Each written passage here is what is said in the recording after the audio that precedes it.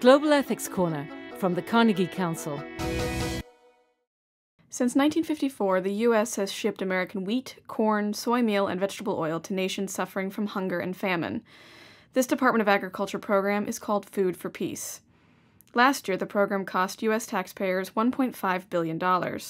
Since 2002, the average annual cost of Food for Peace has been $1.8 billion. Critics have long maintained that the program's main beneficiaries are Americans, and that for those overseas, it actually does more harm than good. By dumping underpriced food into fragile markets in developing countries, the program crowds out local agriculture. Since the food is shipped from the U.S., it often gets there too late for those most in need. Buying supplies closer to hand could save lives. Now a political fight is brewing over how the program should go forward. Domestic interests that benefit from Food for Peace largesse, including the farming and shipping industries, have secured bipartisan congressional support to preserve it as is.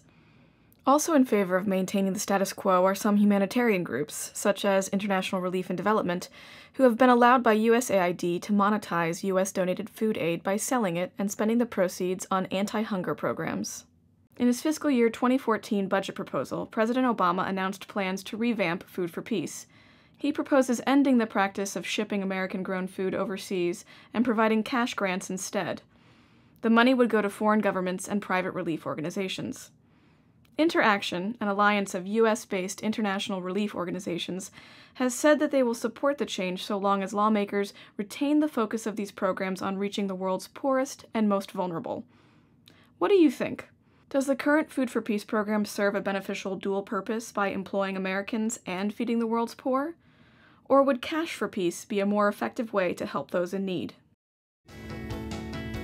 I'm Gusta Johnson for the Carnegie Council. Made possible by the Carnegie Council for Ethics in International Affairs. Post a comment at www.carnegiecouncil.org.